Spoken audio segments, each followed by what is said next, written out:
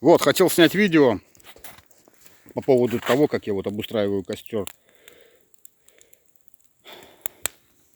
Вот мне больше всего нравится делать треножник. 3. Сверху связываются. Тут у нас просто бинт мы намотали, потому что забыли взять веревки там, и поэтому, что было, подручными средствами как бы обошлись.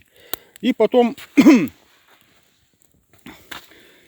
нахожу такую деревяшку, и на конце там сучок такой, как бы, и она, на нее вешается уже котелок или кастрюлька. И все, тут это вот веревка, скажем, выше уровня огня, скажем, огонь до нее не доходит. Легко котелок снять с этого вот. И опять же можно регулировать высоту, как хочешь, выше, ниже ее. И все, и очень удобно. Обычно, как бы, вот я раньше использовал 2 рогатины, потом горизонтально ставил эту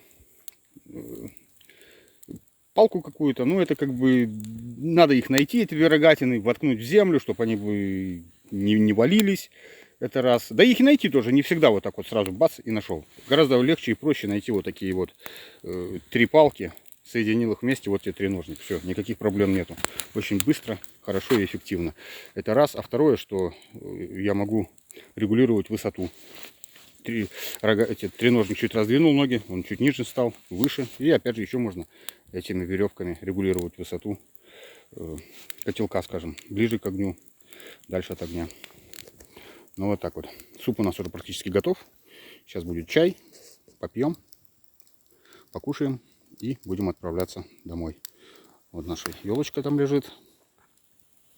Будем нашу елочку наряжать и встречать Новый год.